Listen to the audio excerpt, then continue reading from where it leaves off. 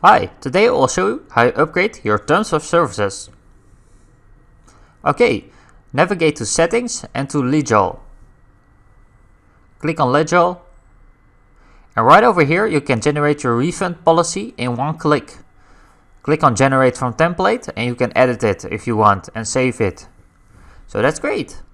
So yeah, and we can also generate our privacy policy. We're gonna do that soon. Okay, now we're gonna generate our privacy policy with one click. Okay, that's great. And we got our terms of service that we're gonna generate. And I'm gonna choose generate from template. Okay, that's great.